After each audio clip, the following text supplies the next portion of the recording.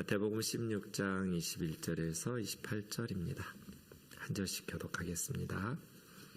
이때로부터 예수 그리스도께서 자기가 예루살렘에 올라가 장로들과 대제사장들과 서기관들에게 많은 고난을 받고 죽임을 당하고 제3일에 살아나야 할 것을 제자들에게 비로소 나타내시니 베드로가 예수를 붙들고 항변하여 이르되 주여 그리 마옵소서 이 일이 결코 주께 미치지 아니하리이다.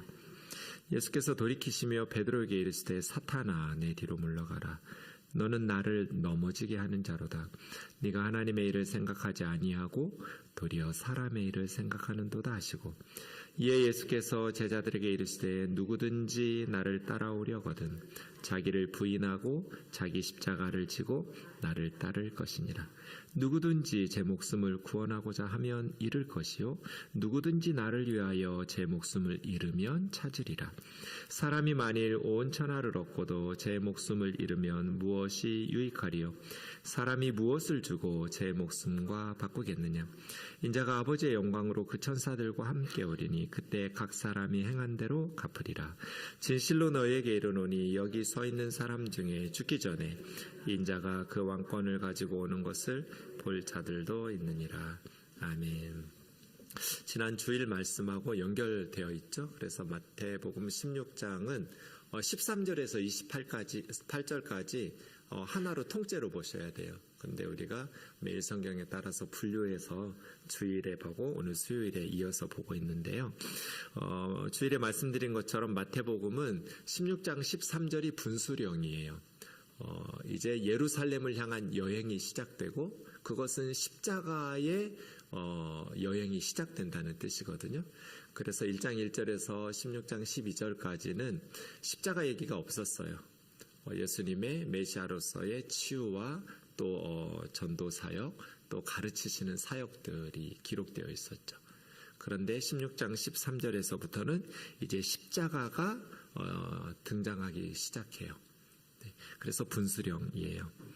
가이사랴 빌립보라는 지방이 우리가 주목해야 된다고 했죠.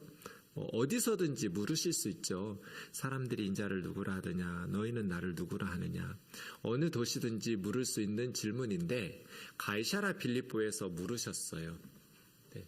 이것을 복음서들이 다 기록하고 있는데 그것은 의도적이라고 봐야죠. 가이사랴 빌립보는 평소에 예수님이 자주 가시던 곳이 아니에요. 지도로 보시면 이스라엘 북쪽 헐몬산 밑에 있는 그러한 최북단에 있는 도시, 지금 바니아스라고 부르는 도시예요.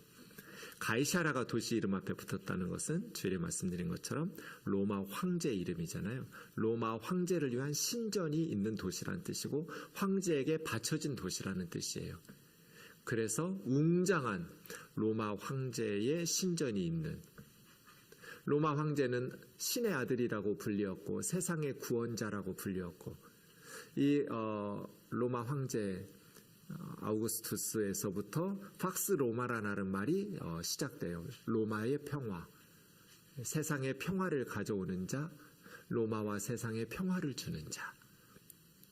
그런 도시, 이스라엘 도시 중에 헤롯 빌립의 수도로, 분봉왕 헤롯 빌립의 수도로 삼았던 이 가이사랴 빌립보에 로마 황제 이름인 가이사랴와 이스라엘의 왕 이름인 빌립이 붙어 있는 거잖아요. 가이사랴 빌립보. 왕들의 도시예요. 황제의 도시죠. 그곳에서 주님은 물으신 거예요. 누가 진짜 세상의 구원자냐? 누가 진짜 이 땅의 평화를 가져오는 자냐? 로마의 평화가 그게 진짜 평화예요? 힘없는 나라들 군사력으로 짓밟고 죽이고 빼앗아서 누구도 로마에 대항하지 못하도록 숨도 못 쉬게 만들어내는 그러한 평화가 참 평화라고 말할 수는 없죠. 아우구스투스의 평화라는 것은 그런 평화죠. 군사력으로 정복해서 얻은. 네.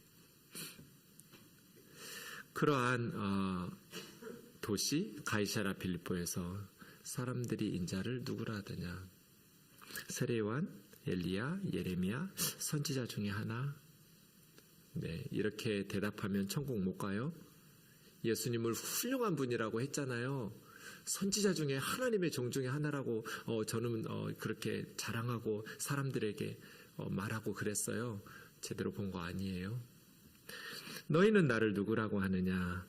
베드로의 대답이 정답이죠. 이게 천국 입학 시험 문제라고 그랬어요. 얼마나 좋아요? 천국 입학 시험 문제가 이미 노출됐으니까 누구나 다 들어갈 수 있어요. 뭐 얼마나 똑똑하게 살았냐, 뭐 얼마나 돈이 많았냐, 뭐 얼마나 착하게 살았냐, 아니요. 예수님이 누구냐예요. 구원의 확신이 있냐? 이단에 빠진 사람들 구원의 확신 100%예요. 구원의 확신이 있다고 천국 가는 거 아니에요. 예수가 누구냐예요. 질문이 틀렸어요. 지금 죽으면 천국 갈 사람 손들어 보세요. 구원의 확신 있는 사람 손들어 보세요. 그거 손든다고 해서 천국 가는 거 아니에요. 아무리 내가 구원의 확신이 있어도 나는 너를 모른다. 주여 주여 부른다고 해서 선지자 노릇하고 주의 이름으로 많은 귀신을 쫓아내고 많은 권능을 행했다고 해서 천국에 다 들어가는 거 아니에요. 그 사람들 뭐 구원의 확신, 바리새인들 아우 당연히 천국에 간다고 구원의 확신 100%죠. 바리새인들이 자기가 지옥 간다고 생각했을까요? 꿈에도 생각해보지 않았을걸요? 그러니까 구원의 확신이 있습니까는 좋은 질문이 아니에요. 예수님이 누굽니까가 좋은 질문이에요. 예수 그리스도, 예수님이 누굽니까? 너희는 나를 누구라고 하느냐? 주는 그리스도십니다. 로마 황제가 아니라 세상의 구원자 쇼테르는 바로 주님이십니다. 갈릴리에 비천한 자, 가난하고 머리 둘 곳도 없는 그런 신전에 문지기만 또 못한 초라한 형색을 입고 있는 예수님이 세상의 구원자입니다. 이 땅에 진정한 평화를 가져다주는 하나님의 아들입니다. 베드로의 신앙 고백이 정답이죠. 바요나이만, 바르라는 말은 누구누구의 아들 그런 뜻. 히브리 말로 하면 벤 이런 뜻이에요. 벤 야민, 오른손의 아들. 그것처럼 헬라 말로는 바르 하면 누구누구의 아들, 요나의 아들 그런 뜻이죠. 요나의 아들 시몬아 너가 복이 있다. 진짜 복 있는 사람이 누구예요? 예수님이 누군 줄 아는 사람이. 왜요? 천국에 갈 거니까요. 예수님의 정체성, 예수 그리스도가 누구인지 아는 사람이 세상에서 가장 복 있는 사람이에요. 이것을 아는 것은 세상의 지식으로 할 수가 있는 게 아니죠. 사람이 가르쳐 주는 게 아니에요. 하늘에 계신 하나님께서 가르쳐 주신 이런 복된 성도들 되기 원합니다. 이 신앙 고백 위에 베드로는 반석이란 뜻이죠. 예수님이 교회를 세우는 거죠. 교회가 뭐예요? 예수 그리스도가 하나님의 아들이심을 아는 자들. 예수님이 바로 세상의 구원자, 메시아 그리스도이고 하나님의 아들이시고 이 땅에 평화를 주는 자임을 아는 자들. 그들의 모임이 교회죠. 그 신앙 고백 위에 교회를 세우시고 천국 열쇠를 모든 그리스도인들에게 교회에 준 거예요. 베드로에게 준 게 아니고. 그래서 우리가 복음을 전해서 다른 사람들에게 이 복음을 깨우쳐 주면 그들도 예수님을 알게 되고 예수님을 믿으면 그들 앞에 천국 문이 열리는 거죠. 근데 복음을 들은 우리들이, 열쇠를 가진 우리들이 게으르거나 아니면 세상 일에 빠져가지고 믿지 않는 사람들에게 복음을 전해주지 않으면 그들은 예수 그리스도를 알 수가 없어요. 믿을 수가 없어요. 듣지 않았는데 어떻게 알고요? 알지 못하는데 어떻게 믿어요? 믿지 않는데 어떻게 구원을 받아요? 너희가 땅에서 열면 하늘에서도 열리고 너희가 땅에서 매면 하늘에서 맨다는 건 복음 전파 얘기예요. 복음을 일깨워주고 가르쳐주고 전파해줘야 돼요. 자기가 그리스도인 것을 이르지 마라. 잘못된 메시아관에 빠져있기 때문에 사역을 제대로 하기 위해서입니다. 자, 이제 오늘 21절 보시면 이때로부터는 뭐예요? 베드로의 신앙 고백을 들은 때부터 그 말이죠. 가이사랴 빌립보에서 베드로의 신앙 고백을 들으신 다음에 비로소 나타내셨는데 예수 그리스도께서 예루살렘에 올라가 장로들과 대제사장들과 서기관들에게 진짜 엄청나죠. 누구보다도 메시아를 환영하고 메시아를 위해서 헌신하면서 동역해야 될 하나님의 일꾼들이 장로들과 대제사장들과 서기관들 아니에요? 유대 종교 지도자들이 진짜 메시아를 죽이는 거죠. 이 많은이라는 단어가 되게 마음에 걸려요. 많은 고난을 당하고 죽임을 당하고 제3일에 다시 살아나실 것을 비로소 가르치신, 마태복음도 그렇고 마가복음도 그렇고 3번에 걸쳐서 제자들에게 십자가와 부활에 대해서 말씀하시거든요. 기록된 것, 아마 더 많이 가르치셨을 텐데 기록된 것으로만 보면 여기가 첫 번째예요. 비로소 지금 이제 최북단 가이사랴 빌립보에서부터 마지막 전도 여행을 하면서 남쪽 예루살렘에 내려오시고 예루살렘에서 십자가에 달리시는 거예요. 이제 우리는 예루살렘으로 갈 거야. 예루살렘에 가면 나는 많은 고난을 당하고 죽임을 당할 거야. 하지만 3일 만에 부활할 거야. 이렇게 가르치셨어요. 그랬더니 22절 베드로가 줄을 붙들고 항변하며, 이 항변했다라는 에피티마오라는 말은 꾸짖었다는 뜻이에요. 다른 구절들에 보면 성경에서 이 단어는 거의 대부분 책망하다, 꾸짖다 이렇게 번역해요. 차마 베드로가 예수님한테 꾸짖었다고 말하기가 애매해서 항변했다 이렇게 좀 누그러뜨려서 번역한 것 같아요. 베드로가 예수님을 격렬하게 책망한 거예요. 주여 그리 마옵소서. 이 일이 결코 주님께 일어나서는 안 됩니다. 주님께 미치지 아니하리이다. 여러분, 그러면 16절과 22절 비교해 보세요. 주는 그리스도시요 살아계신 하나님의 아들입니다. 이렇게 16절에서 베드로가 고백했어요. 근데 22절에서 예수님을 책망하면서 주여 그러면 안 됩니다.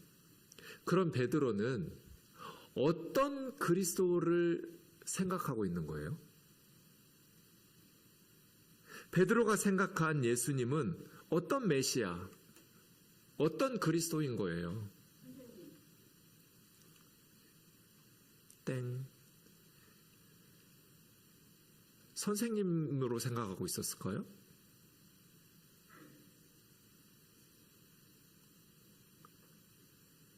베드로는 왕, 로마로부터 해방시켜줄 메시아 왕국을 건설할 그런 그리스도를 생각하고 꿈꾼 거예요. 주는 그리스도시요 살아계신 하나님의 아들입니다 라는 베드로의 고백 속에는 십자가, 고난, 죽임당함 이런 그리스도가 아니에요. 오히려 불의한 로마, 그 강력한 제국주의의 힘으로 이스라엘을 짓밟고 착취하는 로마 제국을 무찌르고 이스라엘을 해방시켜줄 그런 구원자예요. 선생님이 아니라 이스라엘을 로마의 압제로부터, 모세가 바로 애굽의 압제로부터 해방시켜준 것처럼 메시아는 제2의 모세거든요. 제2의 다윗이에요. 다윗 시대에 이스라엘이 가장 번성하고 가장 힘이 있었던 것처럼 다윗의 자손으로 오실 메시아, 호산나 호산나, 종려주일에 예루살렘 입성할 때 제자들이 외쳤던 호시안나, 나라는 것은 플리즈 그런 뜻이고요. 호시안 말은 구원하라는 뜻이에요. 제발 우리를 구원해 주세요. 이게 호산나예요. 그때 이 사람들이 생각했던, 제자들이 생각했던 구원이 무슨 구원이겠어요? 예수님이 십자가에서 처형당하는, 그래서 우리 죄를 하나님 앞에서 대신 죄값을, 형벌을 감당하시고 우리 죄를 씻어주실 그런 구원을 생각했을까요? 그런 구원을 생각하면서 호산나를 외친 제자는 한 사람도 없어요. 다 로마 제국으로부터 우리를 해방시켜줄 정치적인 자유, 경제적 풍요, 진정한 사회의 평화와 공의와 정의를 실현시켜줄 그러한 강력한 왕으로서, 메시아 왕국의 통치자로서의 구원자, 베드로는 그런 메시아를 기다린 거예요. 지금은 이렇게 초라하신 분이지만 주님의 능력을 보았잖아요. 병자들을 고쳐주시고 귀신들을 쫓아내시는 하나님의 아들의 이미 오병이어를 경험했잖아요. 그 풍요로운 배부름을 누렸잖아요. 그래서 베드로가 주는 그리스도십니다. 메시아입니다. 세상의 구원자이고 하나님의 아들이시고 라는 베드로의 신앙 고백은 그런 메시아를 기다렸는데 갑자기 주님께서 예루살렘에 가면 장로들과 대제사장들과 서기관들에게 많은 고난을 받으면서 죽임을 당한다니까. 베드로가 그러면 안 된다고 꾸짖는 거예요. 생각이 달랐던 거죠. 구원자를 보내주신다고 했으니까 정말 로마로부터 우리를 구원해 주실 그런 구원자를 생각하고 있는 거예요. 유치원 아이들이 떠들어요. 그래서 선생님이 너희들 떠들지 마. 계속 떠들면 선생님이 꿀밤 준다? 그러면 무슨 뜻이에요? 그 꿀밤이 아니잖아요. 근데 어떤 애가 착각하면서 계속 떠드는 거예요. 이 녀석 너 왜 계속 떠들어? 꿀밤 먹으려고요. 빨리 꿀밤 주세요. 맛있는 꿀밤.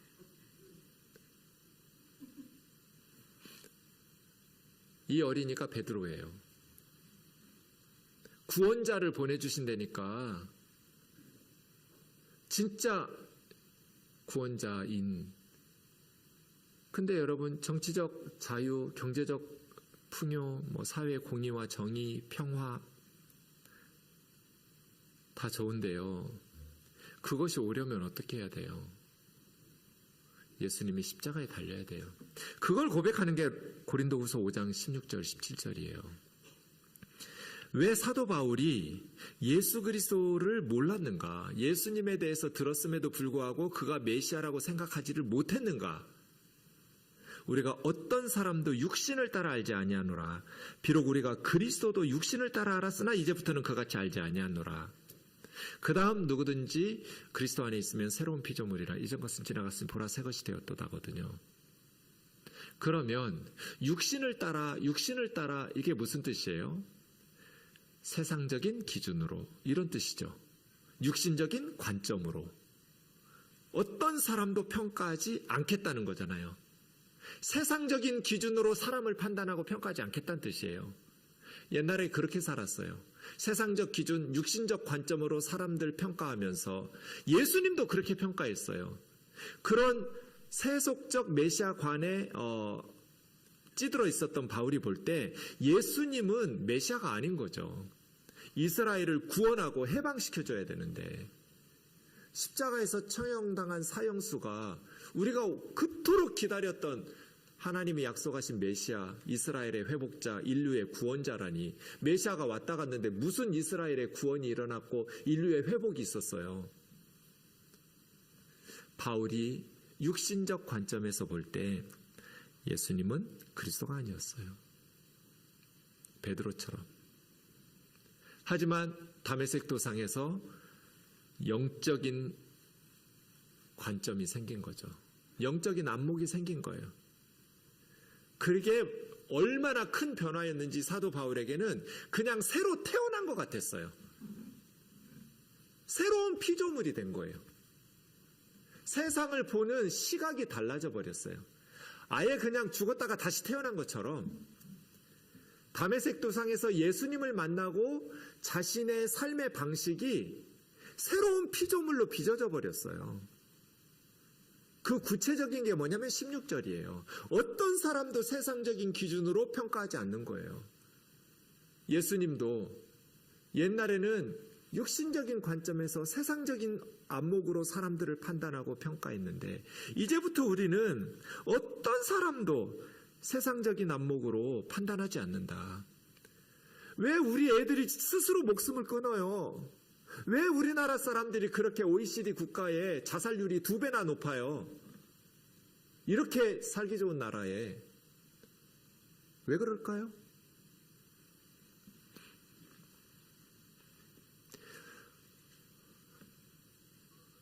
어떤 대학생이 일본의 명문대를 졸업한 자매가 4년 이렇게 다니잖아요. 거기도 4년인데 얘 워낙 머리가 좋고 열심히 하니까 3년 만에 졸업을 해버렸어요. 1년이 남잖아요.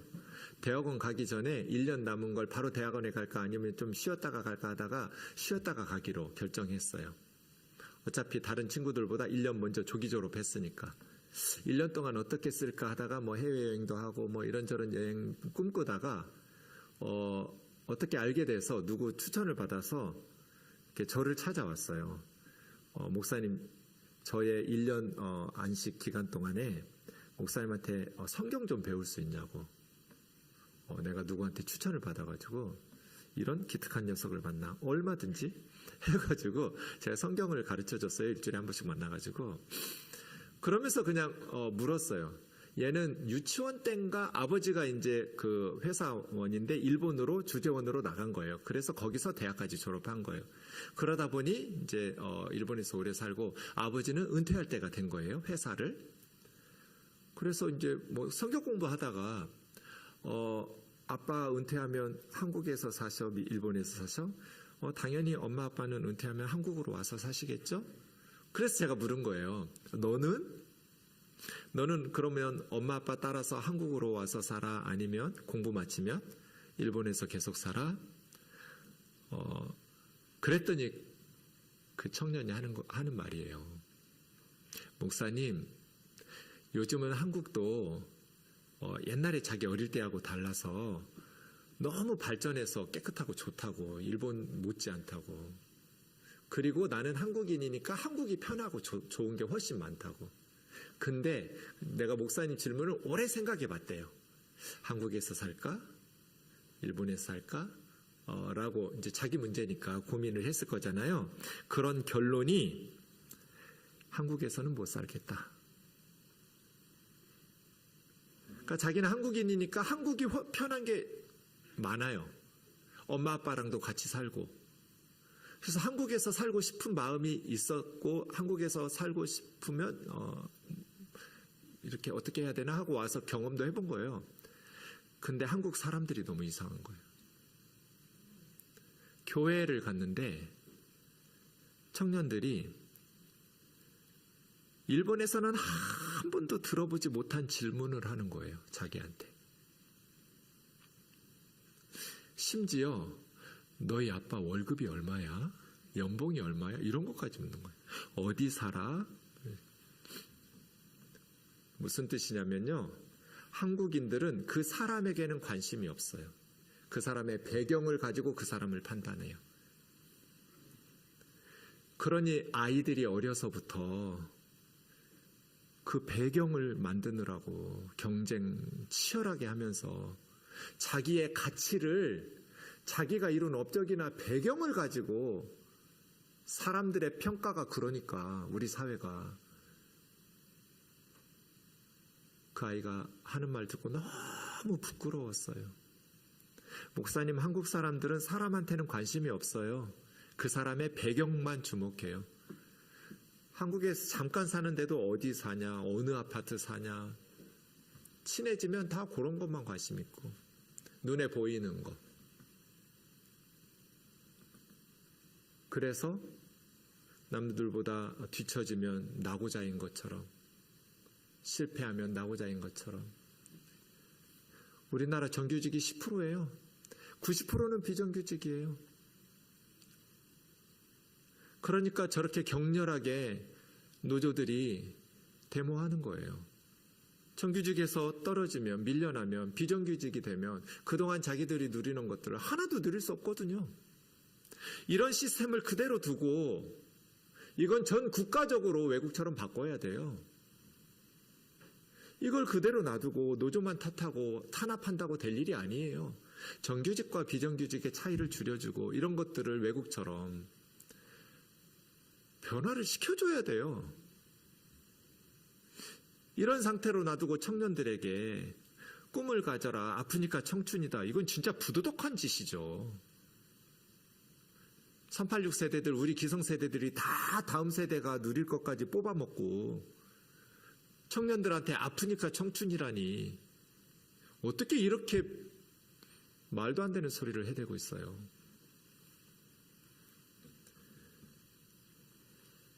외모로만 판단하니까 세속적인, 예수님을 믿는데도 다 세상적인 관점으로만 봐요. 사람을 판단해요. 그러니까 예쁘고 좋은 것만 막 눈에 보이는 그 이면에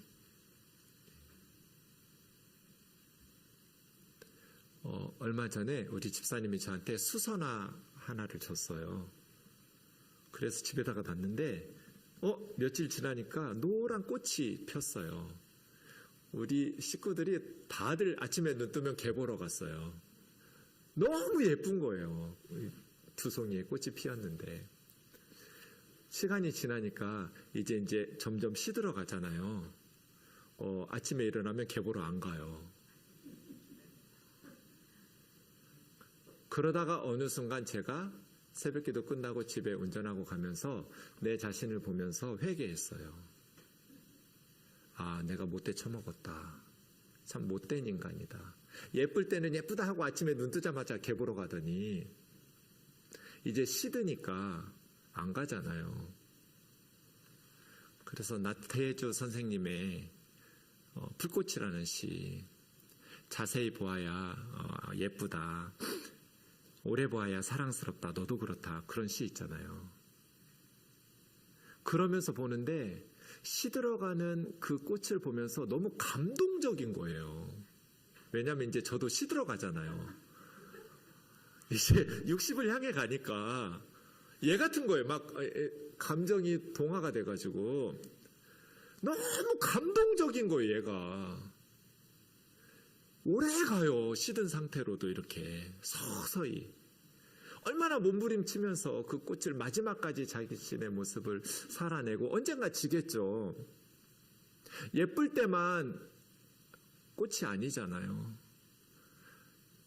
시들어가는 그 과정도 참 경이롭구나. 얘가 이렇게 발버둥 치면서 뿌리에서부터 양분과 수분을 빨아들여서 이 고고한 이 고상미를 유지하면서 서서히 시들어가는구나. 절정의 시기, 예쁜 시기, 그 이면에 인기가 떨어지고 늙고 주름지고 그런 가치가 없나요? 어떻게 해야 우리 아이들이 자신에게 주신 하나님의 삶을 행복하게 살 수 있을까? 1등 안 해도, 명문대 안 가도 스스로의 삶을 하나님이 주신 소중한 인생으로 여기면서 값지게 살 수 있을까? 16절이 돼야 되는 거잖아요. 예수님 믿었어요. 부활의 주님을 만났어요. 새로운 피조물이 됐다고 말하는데 뭐가 달라졌어요?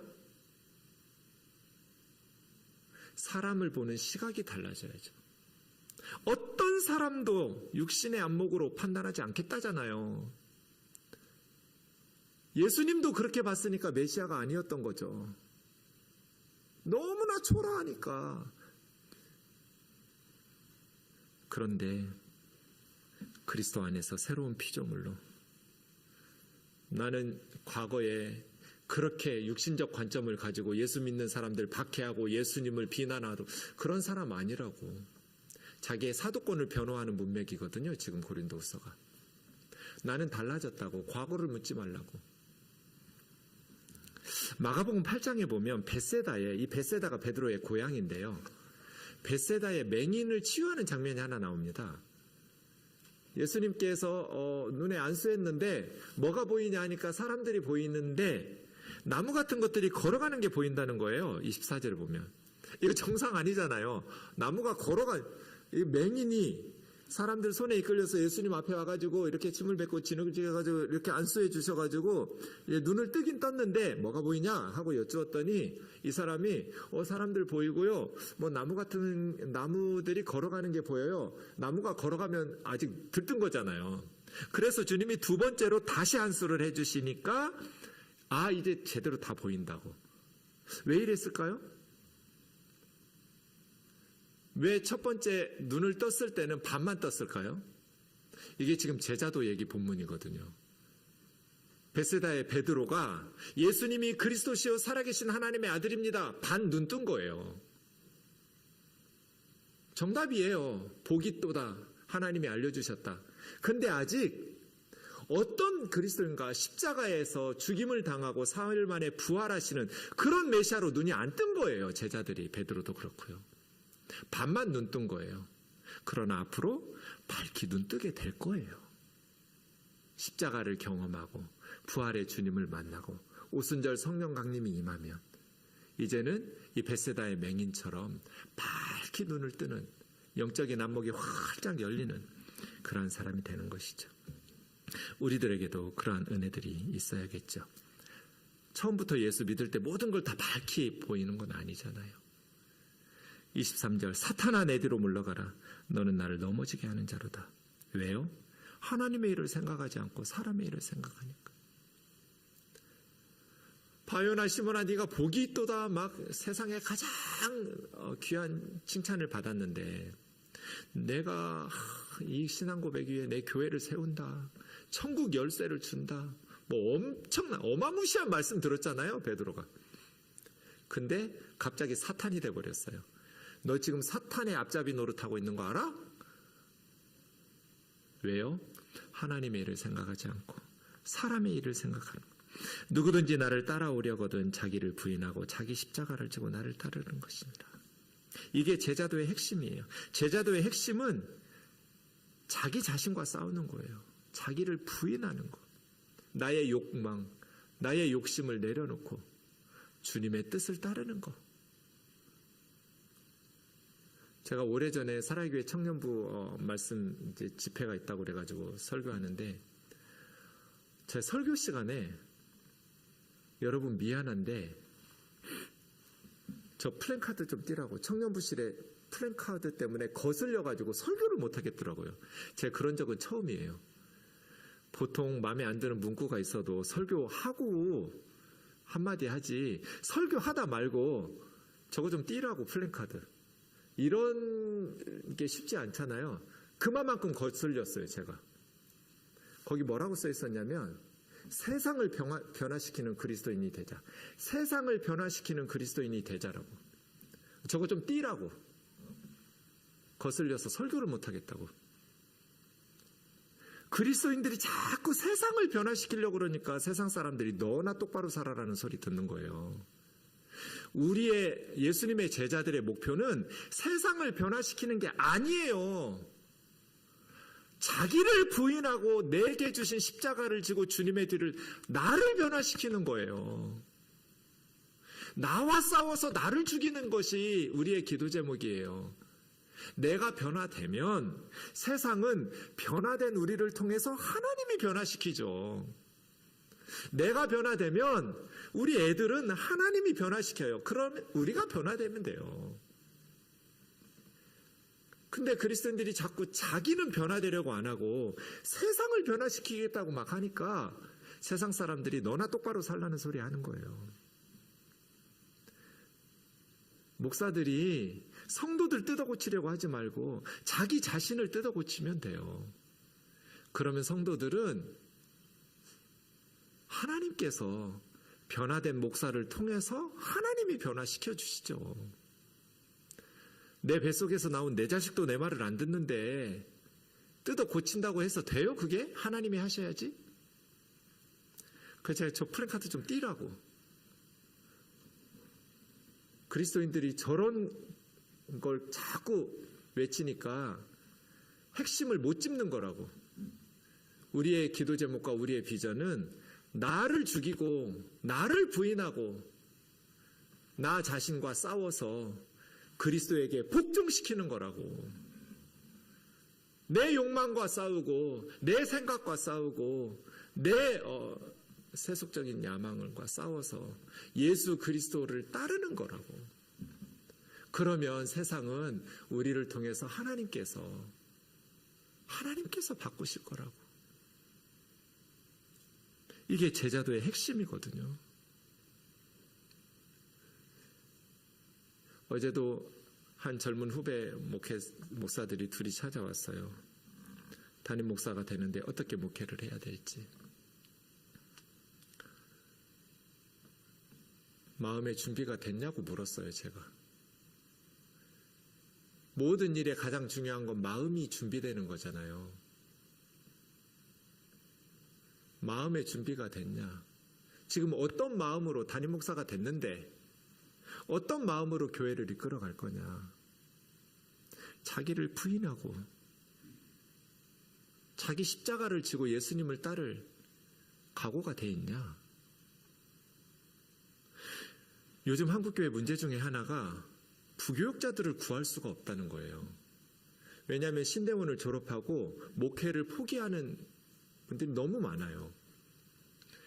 젊은 목회자들이 교회에서 전도사나 목사로 섬기려고 안 해요. 왜냐하면 너무나 생활이 안 될 만큼 교회에서 사례비를 조금 주니까.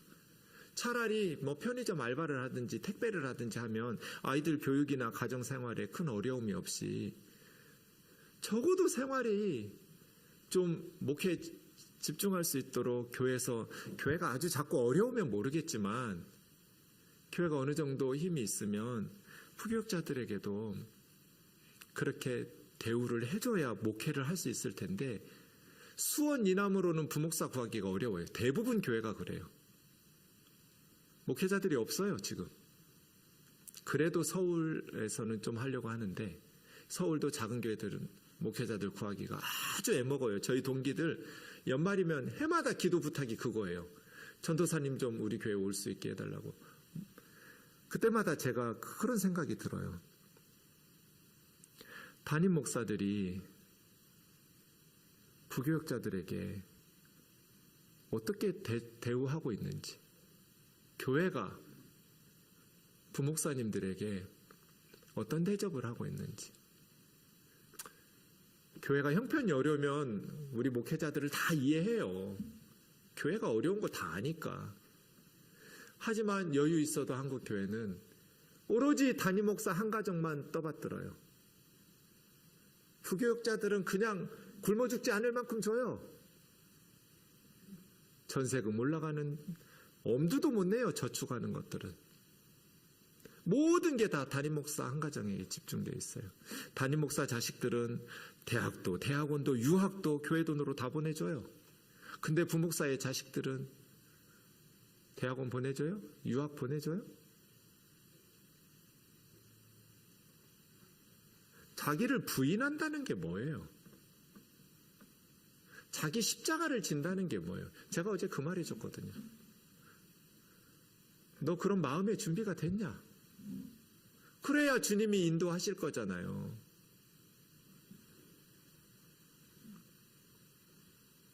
자기를 부인해야죠. 교회를 사랑한다면. 그래서 우리 후배 목회자들이 목회할 수 있도록, 전념할 수 있도록. 그래서 제가 요즘 한국 교회에 호봉제를 해요. 우리 교회처럼 하라고. 목회자들이 근무한 연수에 따라서 전에 있던 교회 이런 것들 다 계산해서 몇 호봉으로 시작하면 매년 그 호봉에 따라서 전임 목회자들은 담임 목사든지 부목사든지 호봉이 같으면 받는 액수가 똑같아야 된다고. 생활비니까요. 아이들 교육비니까요.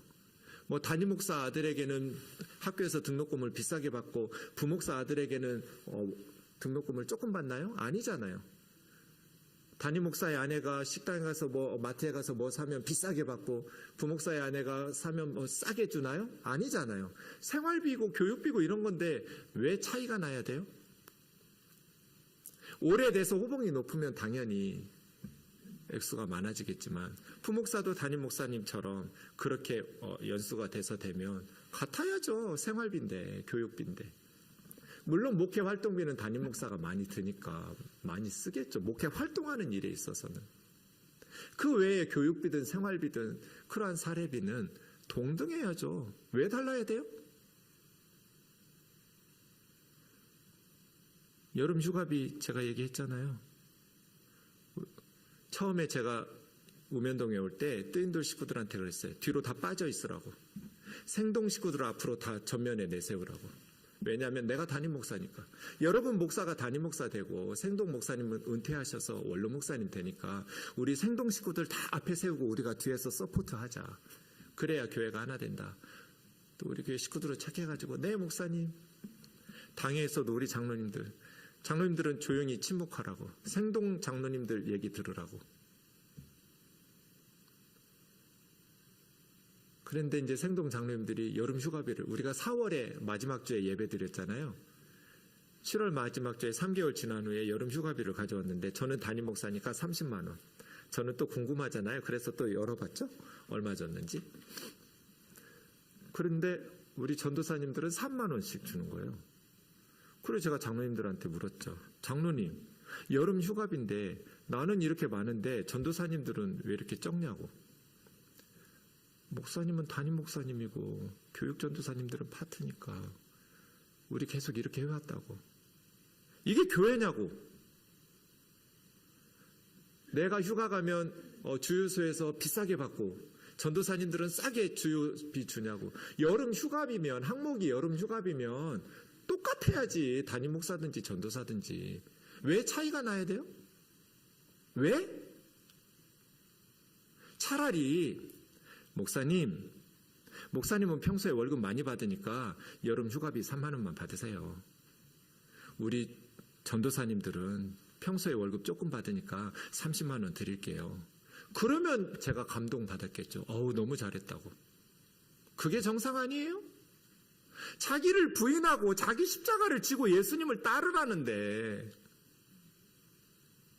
뭘 부인해요, 목사들이. 목사들이 이렇게 사니까 성도들도 똑같이 세상적인 기준으로, 세상적인 관점으로. 이게 변하지를 않잖아요, 교회가. 뭐가 달라요, 세상하고. 자기를 부인하고 자기 십자가를 지고 주님을 따르라는 건 죽으란 뜻이잖아요. 이게 예수님의 제자다운 거잖아요. 그럴 때 비하인드 스토리를 말씀드리면, 그때까지 우리 생동 장로님들이 저한테 계속 뭐라고 했거든요. 강의할 때마다. 목사님 그러면 안 된다고. 이렇게. 그 다음부터 단 한 번도 지금까지 목사님 그러면 안 된다고가 없어요. 그냥 하는 대로 오케이예요. 우리 당회에서 한 번도 시끄러워 본 적이 없어요. 왜요? 우리 각자 자기 부인하면 돼요.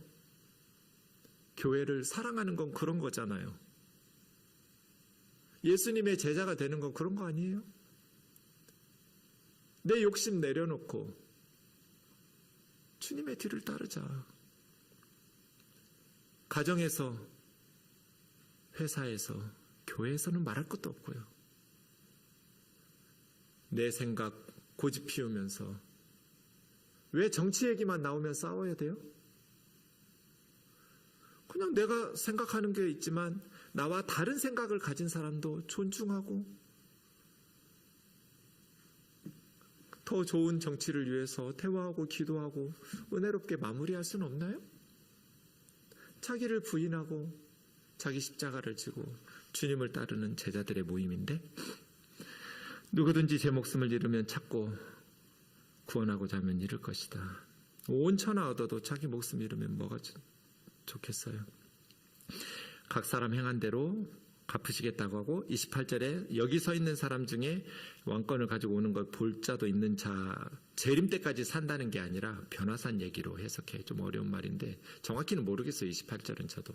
근데 가장 설득력 있는 설명은 변화산의 세 사람, 베드로, 야고보, 요한이 주님의 왕권을 미리 변하신 그 모습을 볼 자들도 있을 것이다 라고 해석하는 게 좋을 것 같아요. 예수님을 따르는 길은 영광의 길이 아니에요. 십자가를 지고 따라야죠. 그 시련을 통해 우리는 승리를 누릴 수 있고, 우리 생각을 버리고 예수님을 따르는, 자기를 부인하고 주님의 제자된 오면도교회 되기 원합니다.